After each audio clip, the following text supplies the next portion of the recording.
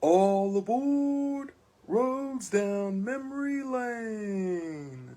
Hello everyone, I'm Edward Riabor. Honored to be with you. Now, this is something new. Some of you may be familiar with my voice on Swell, but this is the first time I've done Roads Down Memory Lane on Facebook. So this is going to be a bit of an interesting journey, so go right along with me. I'm going to get my thoughts on some events that took place last week. First off, I'll start with the selection Sunday for the NCAA tournament. Now, this one, I don't have much of an issue with the teams that were selected to play in the tournament. There is one that did get some criticism.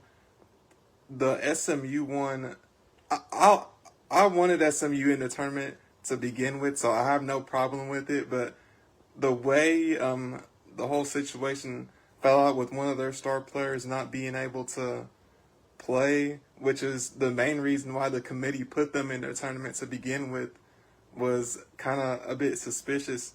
But in fairness, they did have to play technically a road game against Miami of Ohio, a game they ended up losing.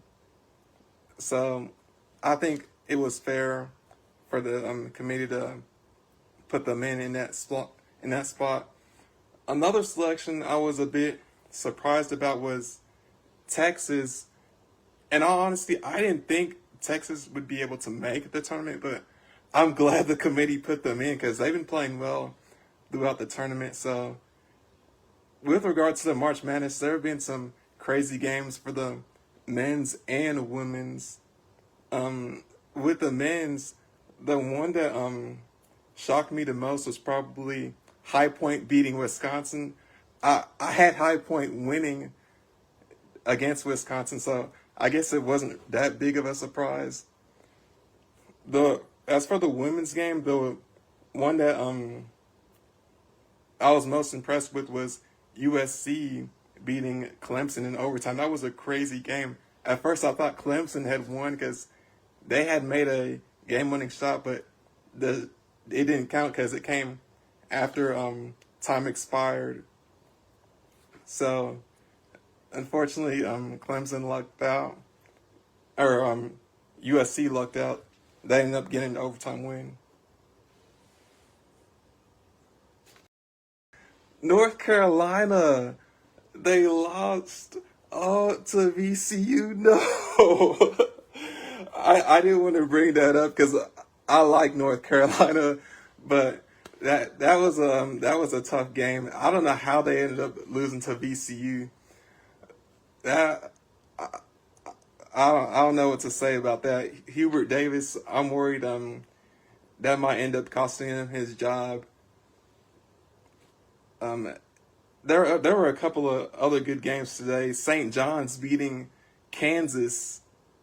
That was a crazy game. I expected Kansas to win that game, but nonetheless, their star player Peterson, he's going to be in the NBA next season.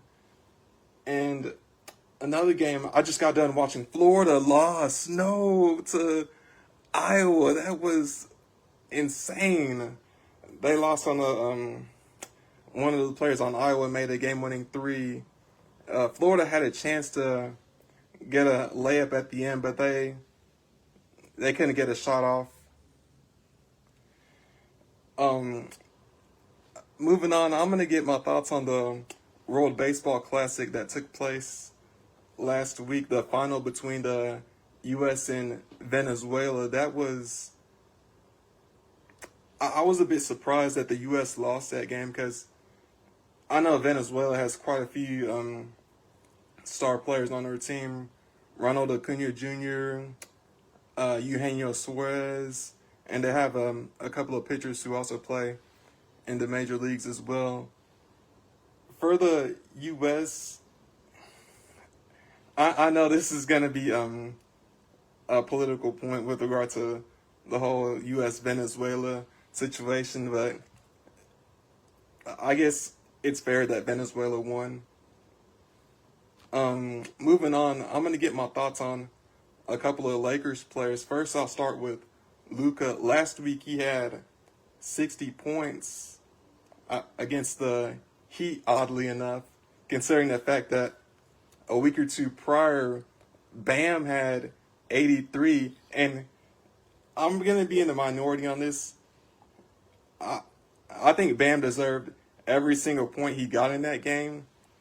And I know people are saying that, oh, no, he shouldn't have passed Kobe for second most points in NBA history, but he played an NBA team. You can say what you want about the Wizards, but they're an NBA team, and he scored 83 points against them, so it's quite impressive. Now, going back to Luka,